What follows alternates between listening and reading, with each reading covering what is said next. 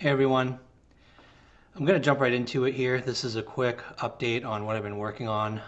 Ever since Jen and I identified one of the Bernard family's old properties as an area we would like to get access to explore, I've been working on making sure that Andy is someone that it's safe to meet with and get access to these properties. As part of that work, I first started talking with Andy Bernard and reviewed a lot of the same topics that all of you saw him talk about in previous YouTube panels and different videos. He repeated the same answers to me before I finally asked the question I really wanted to ask, and that was if he knew why his parents had sold the property only 3 months after Summerwell's disappearance. Andy said that his parents sold the land because Andy needed money to restart his life after following his breakup during that time. So that explains why the land was sold shortly after Summer's disappearance. So my next step was to try and check that Andrew actually has an alibi during the critical time in question from 3 p.m. through 6:30 or 7.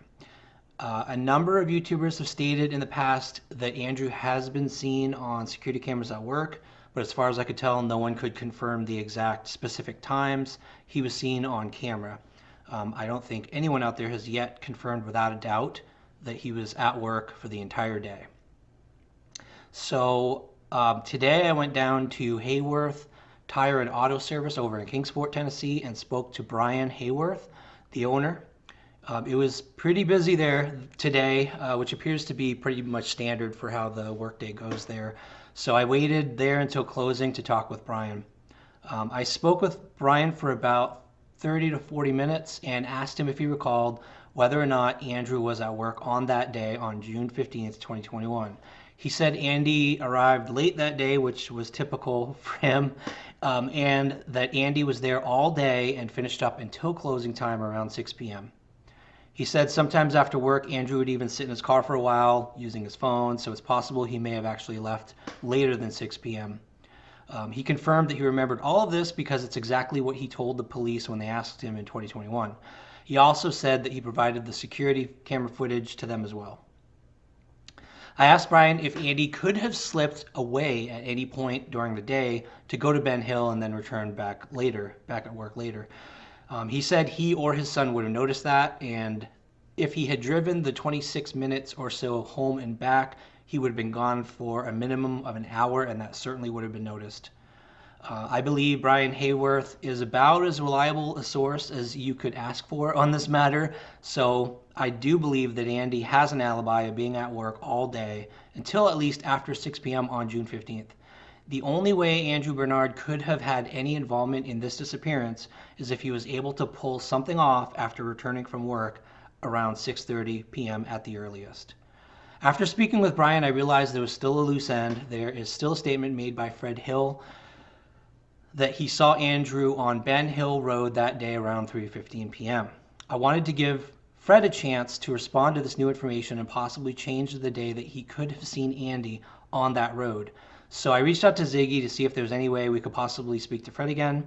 Ziggy was able to get Fred to call me tonight, and I spoke to Fred on the phone. When I told Fred that I had confirmed Andrew has an alibi, being at work all day until 6 p.m., Fred insisted that he had seen Andy on Ben Hill Road that day. He also stated that law enforcement had shown him trail cam footage showing Andy on Ben Hill Road that day, as well as trail cam footage showing other people, including Candace. When I asked him why law enforcement would show him those photos, he said it was because they were asking him to confirm to them who the people in the photos were. So those are the current facts as I know them. Anyone can ask Brian Hayworth to confirm. I didn't want to record the conversation because conversations go a lot better with people around here if you aren't shoving a camera in their face. I also asked him if any reporter or YouTuber had ever contacted him over the past 2.5 years to confirm Andy's alibi, and he said no. I won't speculate as to what all this means. However, after talking to Andy's boss and confirming with him that Andrew Bernard was in fact at work all day, I feel that I can now trust Andrew Bernard and his family as we work together to get access to the mountains behind the end of Fields Road. I also don't know why Fred Hill is still maintaining his statement, but I do believe that he at least believes what he saw, and he believes it was on June 15th. I don't believe Fred is intentionally lying, but I am trying to judge whether or not I can trust Andrew and his family, and I'm willing to take the word of Brian Hayworth at face value on that. Fred continues to offer additional information to the specific location of the cave where Roy Cotton Simpson fell, so I may take one more trip up into Laurel Run Park to find that cave and prove that it exists and see what's there. I'll let you all discuss what this means, but for the time being, this is everything I know. When and if I learn more, I will let you all know. So thanks for listening. Hope you're all enjoying the holidays, and I will see you next time.